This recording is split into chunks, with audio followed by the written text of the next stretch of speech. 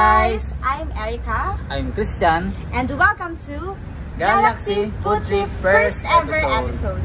So ngayon guys, nandito po tayo ngayon sa Minority Japanese Restaurant.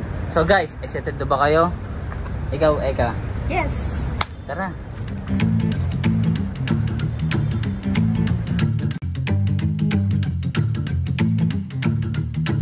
Galaxy Food Trip is privileged to taste one of the best authentic Japanese restaurant here in Santa Tomas.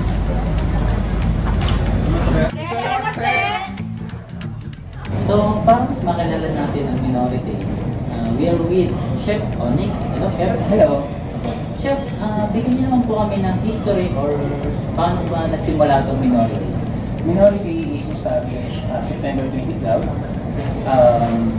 Ang capacity ng restaurant namin is 150 pounds. Sa mga guests namin, we have parking lot na 6 slots available for the guests outside. Ang owner namin is family-owned ng business na to. And majority of our clientele is Japanese locators inside of the PLP. Pero cater din outside kasi minsan nag-misconcept ng mga ibang restaurant. Pinikater lang natin is ng loob lang ng FBA festival. Pero we open din sa mga outsiders. Alam mo, ang dami nilang dishes. Ang dami nilang pagpipilian dito. Yung presyo nila, ano mo, reasonable. Kasi mukhang masarap. Kaya nga, I think let's order na para makita ng mga viewers natin ang actual surveys nila. Eh, nag-check ka lang naman eh. Guys, ang first dish na ita-try ko ay kanin salad. What about yours? So, ang tawag daw dito ay makimono boat. May iba't iba siyang klase. Isa na dun yung California Maki. So, that's it. Try natin. Since guys, this is our first time to try Japanese food, so whatever we experience here or what you see on the screen, this is raw and real. So, walang halong dito. Okay.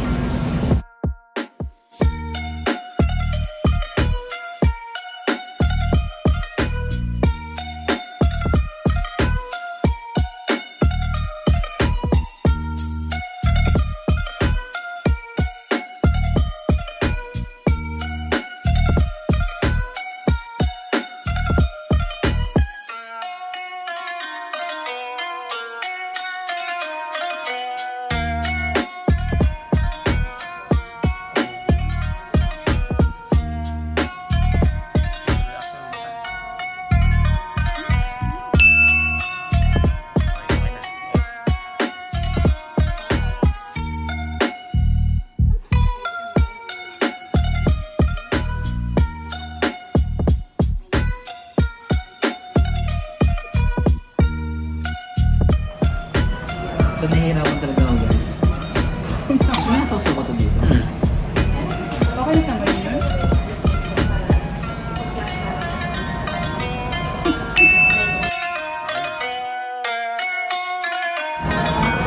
So the next dish is tori karaage. So let's try! Sabi ni Chef Onyx, ito daw ay chicken. So i-dip natin siya dito sa... So, ito naman, ang tawag daw po dito ay heavy tempura. So, tara, tikman natin. So i-dip siya sa tempura.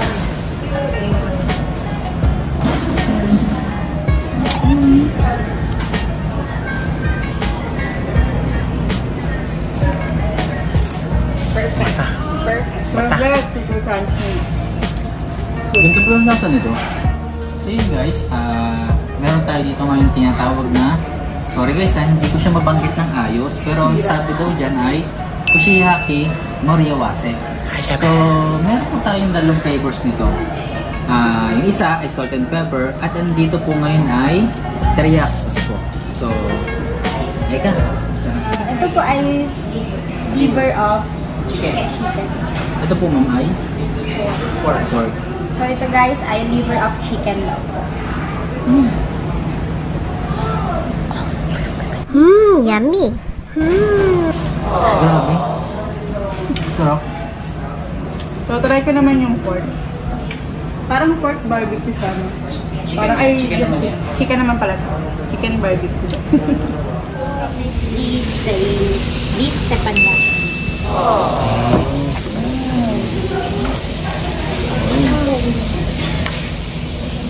Beef teppanyaki. Tawag niya. So, ito po ang tinatawag na beef teppanyaki. Grilled. Perfect guys. Lahat ng pagkain nila dito, goods. Quality. Pati yung karne nila guys. Sarap. Tingin. So, next try naman natin tong Hiroshima Okonomiyaki. Kung paano po ito i-slice? So ito po, kung ano po. Para siyang takoyaki na malaki siya. Pero pizza daw siya sa May noodles sa loob.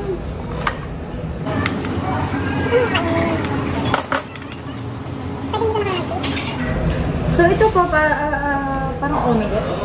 Yes. Try natin.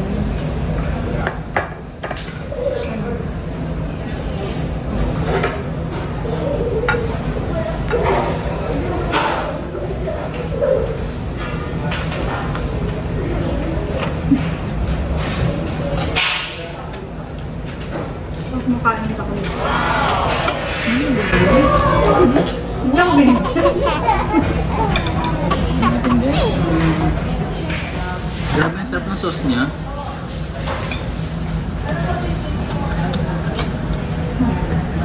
Pero good siya ha. Ngayon lang ako nakatikim ng gantong noodles. May takoyaki sauce. Pero masarap. Yung combination niya, okay. Good siya, pwede siya.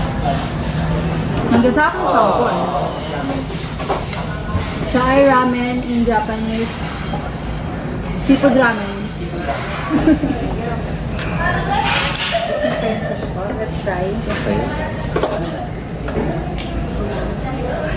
Ito naman, okay. Para sa akin. Ano bang tamang pagkain na dumudulas sa Ayan. ang hirap na noodles. Yung mga laman niya talagang legit.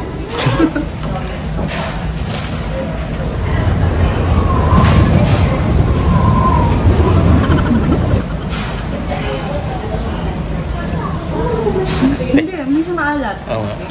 Hindi siya yung nito sa Pilipinas. In fairness, yung mga sahog niya, talagang legit na karne, mga squid, talagang hindi tinipid. Talagang yung serving nila, lalo na yung mga sahog, talagang hindi tinipid. Talagang sulit. Talagang mabalik-balikan. Sa Minority Japanese restaurant. From Minori. And this is our signature cocktails. First drink, this is my signature shot, or we call this Minori shot. Our second drink, classic cocktail, Tequila Sunrise. And also this one, also my signature shot, Cherry Red. So come and drink with us.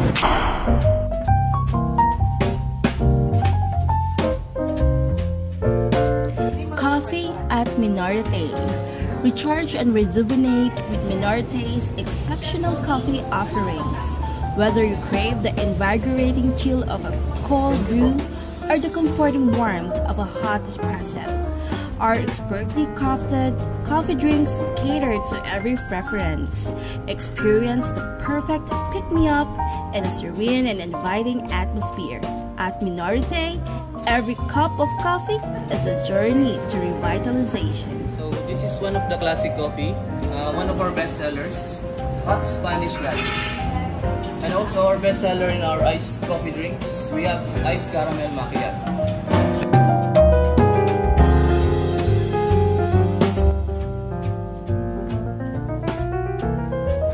So yun guys, meron tayo ditong dessert. So, una, ito ay strawberry ice cream, Brownie alamok. at matcha ice cream. Ito daw yung mga best seller na dessert nila dito. And then, lahat to ay homemade. Ready guys? Nag-start.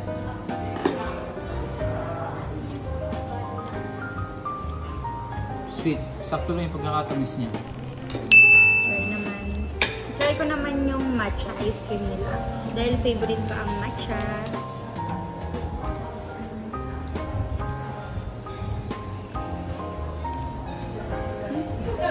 Sarap. So, paano ito kainin, ma'am? Ihahalo ba to? Anong tawag? Ano lang? Hindi.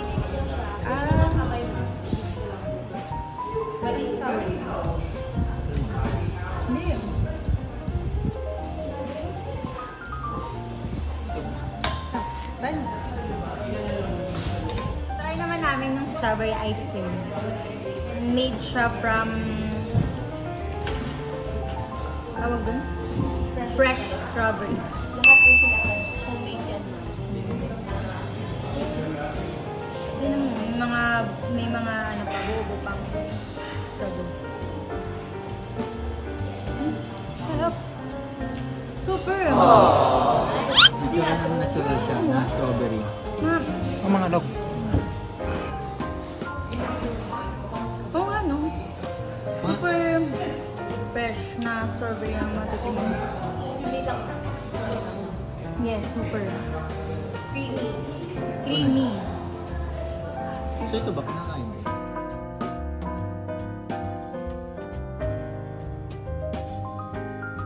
Alright guys, ngayon umandun tayo sa pagtatapos ng programa. Pero syempre, hindi natin pwedeng kalimutan bigyan ng rating ang minority. Sa pinagsama-samang criteria of good customer service, cleanliness of the place, ambience, and syempre ang lasa ng pagkain. Sa rating na 5 stars, ang pinakamataas, ang ibibigay nating score sa Minority Japanese Restaurant ay 5 stars! So guys, hanggang sa muli! Magkita-kita ulit tayo sa next episode ng pinakamasarap na cable program dito sa Santo Tomas, ang Galaxy Food Trip.